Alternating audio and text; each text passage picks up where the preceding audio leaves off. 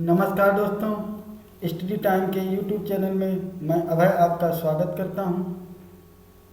तो जिन लोगों ने मेरे चैनल को सब्सक्राइब नहीं किया है वो लोग सब्सक्राइब कर लें तथा बेल आइकन को प्रेस कर लें, जिसके द्वारा मेरे द्वारा डाली गई वीडियो आप लोगों तक पहुंच सकें, जो कि आने वाली आगे परीक्षा में आपके लिए बहुत ही हेल्पफुल रहेंगी।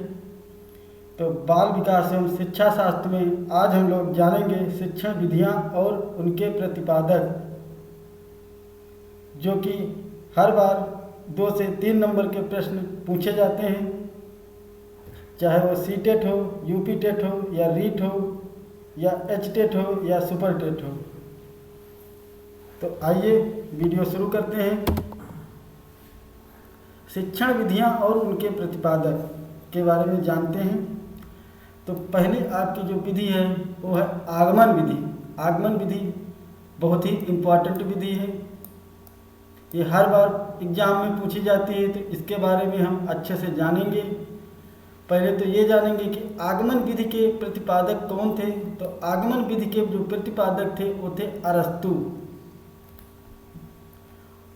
अब जानेंगे कि आगमन विधि होती क्या है। तो आगमन विधि में उदाहरणों की सहायता से सामान्य नियम का निर्धारण किया जाता है, यानी कि इस विधि में पहले उदाहरण दिए जाते हैं, उसके बाद नियम जो है सबसे लास्ट में बताया जाता है, यानी कि बच्चों के सामने पहले उदाहरण प्रस्तुत किए जाते हैं और निष्कर्ष बच्चों से निकलाया जाता है। यह विधि मनोवैज्ञानिक विधि है तथा इस विधि में बालकों के तर्क शक्ति का विकास सबसे ज़्यादा होता है।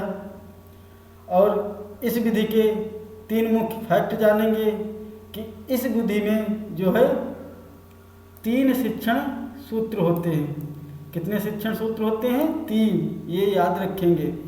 पहला आपका जो होता है वो होता है ज्ञात से अज्ञात की ओर, और जो आपका दूसरा शिक्षण सूत्र होता है वह होता है विशिष्ट से सामान्य की ओर, और आपका तीसरा जो शिक्षण सूत्र होता है वो होता है स्थूल से सूक्ष्म की ओर। अब आपकी आती है निगमन विधि। तो निगमन विधि के जो प्रतिपादक हैं वो भी अरस्तु जी हैं। अब निगमन विधि के बारे में भी जानेंगे।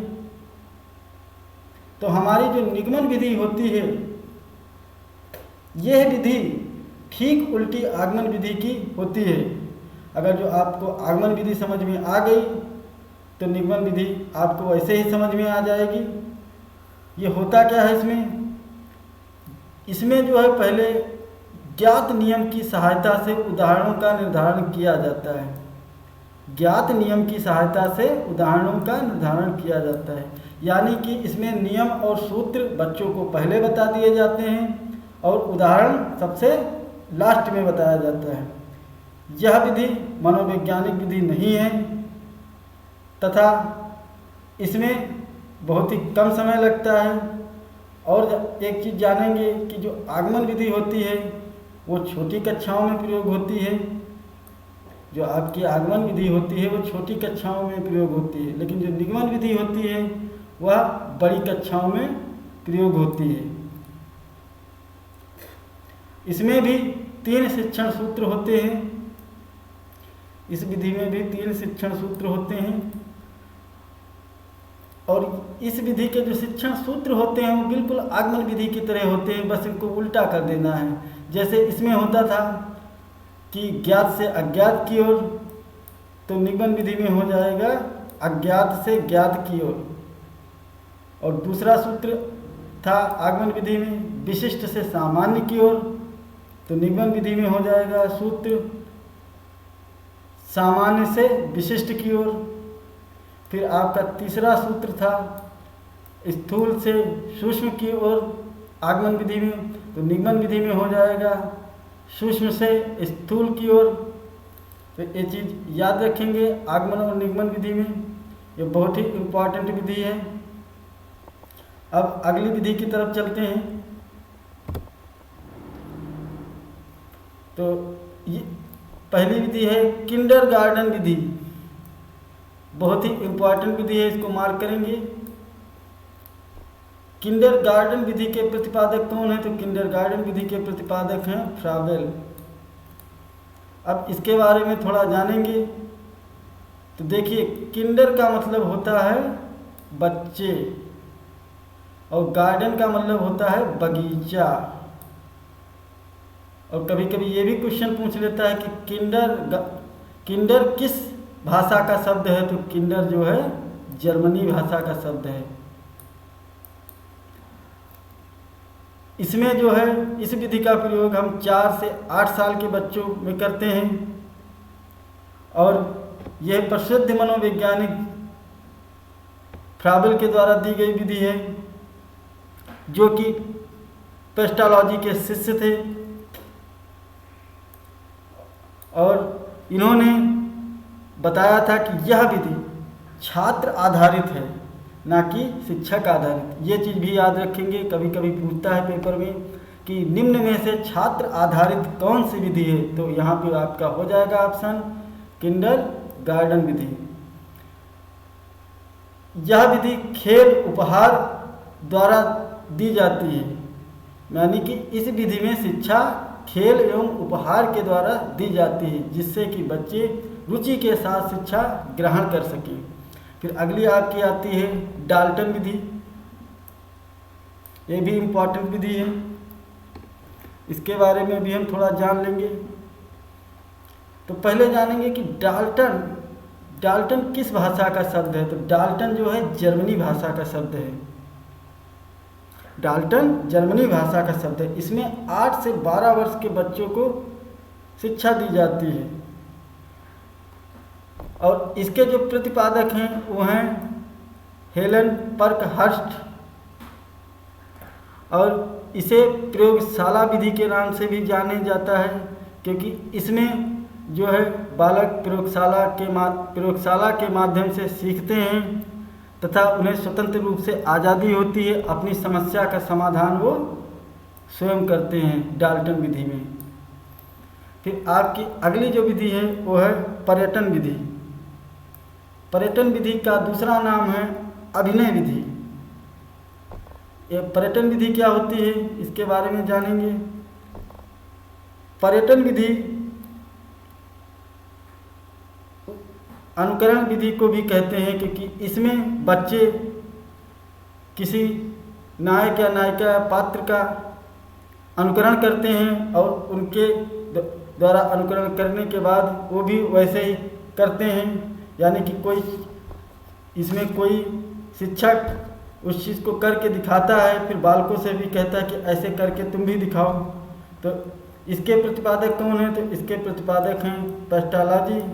अब अगली जो इम्पोर्टेंट विधि है वो है खोज विधि, जिसको बोलते हैं ह्यूरिस्टिक विधि या अन्वेषण विधि। इसको 3 नाम से जानते हैं, पहली खोज विधि, दूसरा ह्यूरिस्टिक विधि और फिर अन्वेषण विधि। ये तीनों नाम से पूछ लेता है और कहता है इसके प्रतिपादक कौन हैं। तो इसके प्रतिपादक जो हैं आर्मस्ट्रांग हैं और यह विधि खोज पर आधारित विधि है। अब अगली आपकी आती है प्रश्नोत्तर विधि। प्रश्नोत्तर विधि के जो हैं प्रतिपादक कौन हैं? तो प्रश्नोत्तर विधि के प्रतिपादक हैं सुकरात। इस विधि में क्या होता है? तो प्रश्नोत्तर विधि में छात्र शिक्षक प्रश्न करते हैं जिससे वे अपनी समस्या का समाधान स्वयं करते हैं। फिर अगली जो विधि आपकी आती है वो है प्रोजेक्ट विधि। इम्पॉर्टेंट विधि है ये। प्रोजेक्ट विधि क्या होती है इसके बारे में जानेंगे। तो प्रोजेक्ट विधि में छात्र आपस में मिलकर कार्य करते हैं तथा इनमें सामाजिक चीज़ों का विकास होता है। और इसके प्रतिपादक कौन हैं? इसके प्रतिपादक जो है विलियम हेनरी किलपैट्रिक हैं।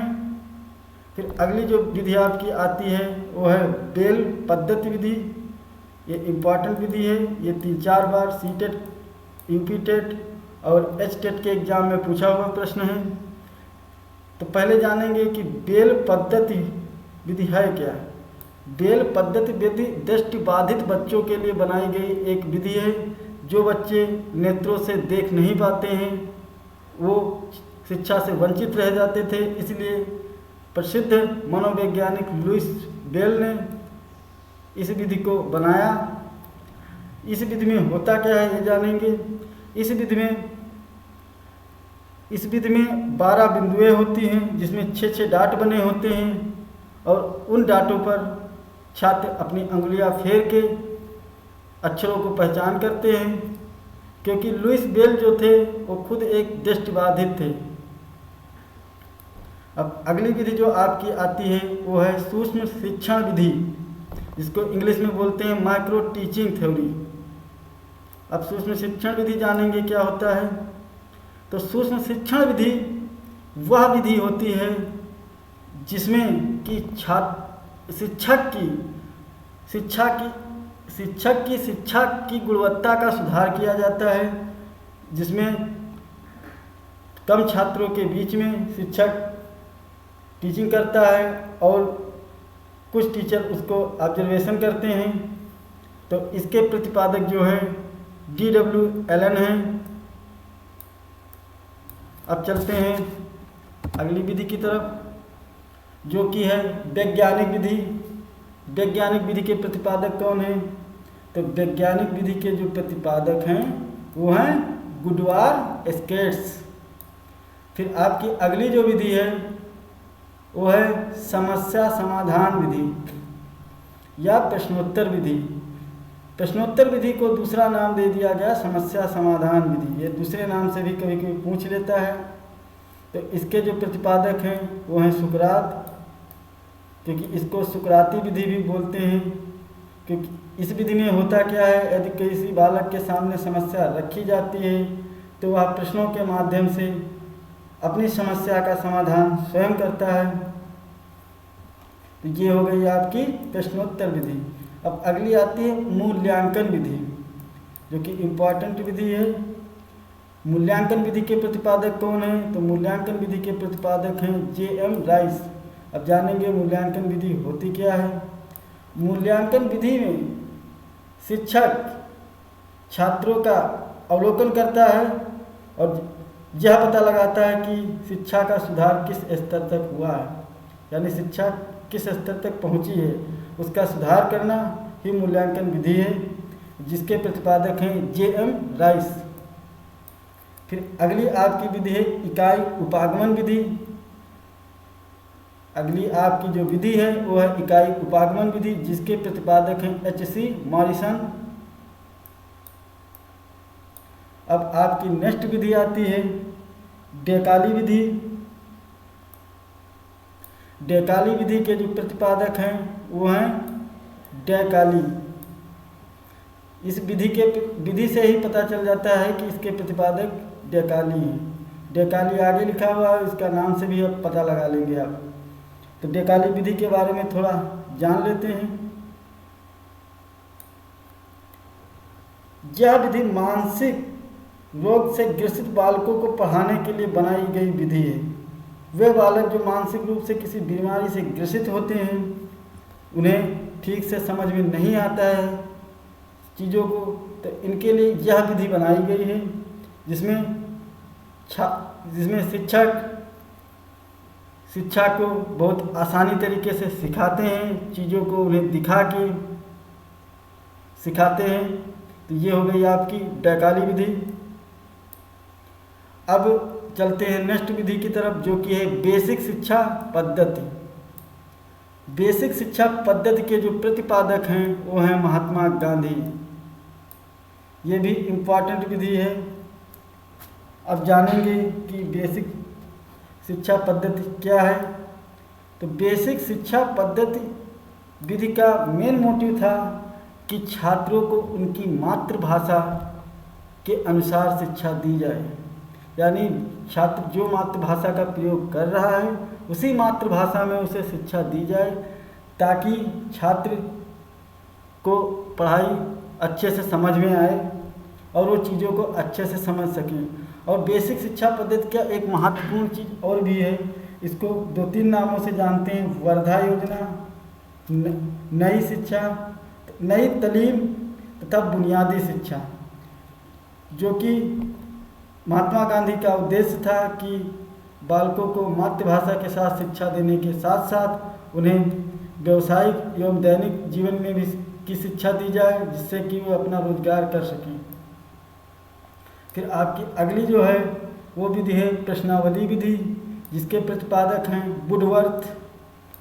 अब इसमें याद रखेंगे कि प्रश्नावली विधि और प्रश्नोत्तर विधि में बहुत कन्फ्यूजन रहता है, तो जहाँ पर प्रश्नोत्तर विधि और समस्या समाधान विधि दे दे वहाँ पे आप सुकरात लगाएंगे, और अगर जो प्रश्नावली विधि की बात कर दिए तो वहाँ पे आप लगाएंगे वुडवर्थ।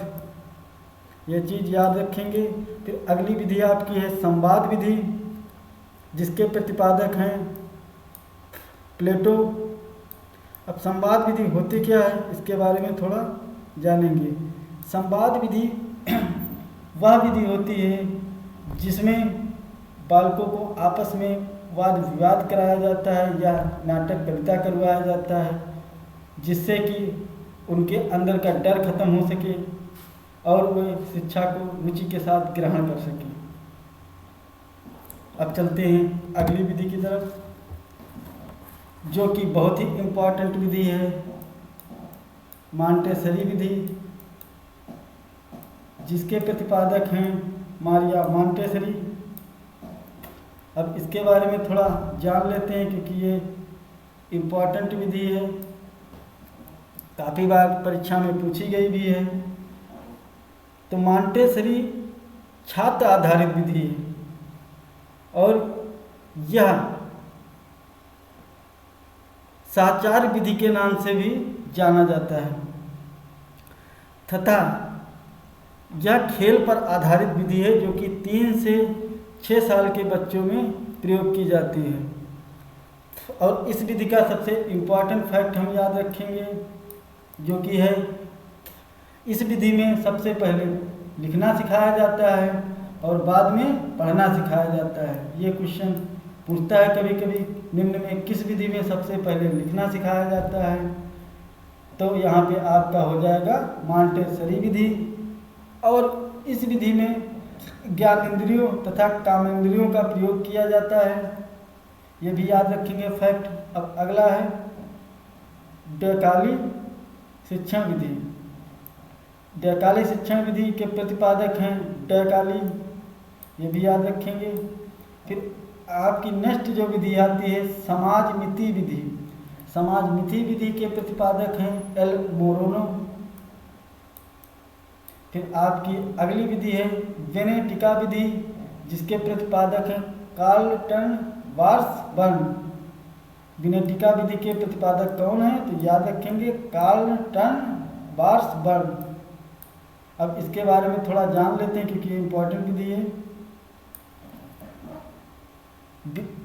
तो इस विधि में प्राइमरी स्तर में पढ़ाने हेतु प्रयोग किया जाता है। इस विधि का प्रयोग प्राइमरी स्तर के बच्चों को पढ़ाने में प्रयोग किया जाता है तथा यह बहुत ही सरल विधि होती है। अब अगली विधि हम जानेंगे रेखीय अभिक्रमित अनुदेशन विधि या बाह्य अनुदेशन विधि, जहाँ पर अनुदेशन शब्द लगा हो वहाँ पे आप का आ जाते हैं B.F. स्किनर, ये चीज़ याद रखेंगे। तो रेखीय अभिक्रमित अनुदेशन विधि या बाह्य अनुदेशन विधि के प्रतिपादक कौन है तो ये हो जाएंगे आपके B.F. स्किनर। अब अगली आपकी विधि आती है इकाई उपागमन विधि। तो इकाई उपागमन विधि के प्रतिपादक कौन है, ये हैं H.C. मॉरिसन, ये भी याद रखेंगे। अब चलते हैं अगली विधि की तरफ, जो कि है शाखीय अभिक्रमित अनुदेशन विधि,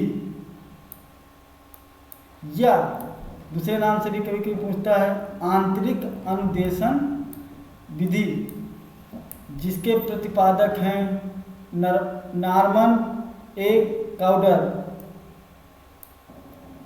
फिर आपकी जो अगली विधि है वो है अवरोही अभिक्रमित अनुदेशन विधि, जिसके प्रतिपादक हैं थॉमस एफ गिलबर्ट। इसके प्रतिपादक हैं थॉमस एफ गिलबर्ट।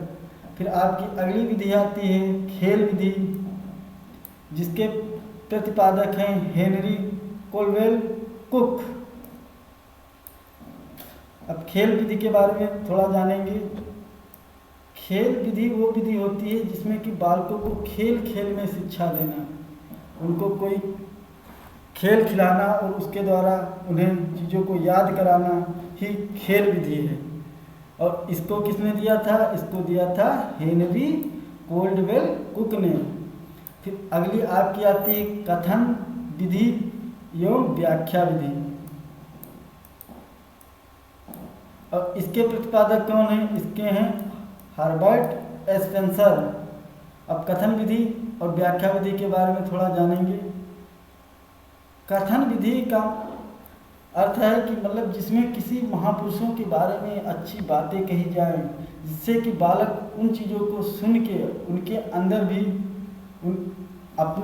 उनकी तरह बनने की जिज्ञासा हो और उनके बारे में व्याख्या की जाए। तो यही होता है कथन विधि और व्याख्या विधि। और इसके जो प्रतिपादक हैं वो हैं हर्बर्ट स्पेंसर। और अगली विधि आती है योग निर्धारण विधि, जिसके प्रतिपादक हैं लिकर्ट।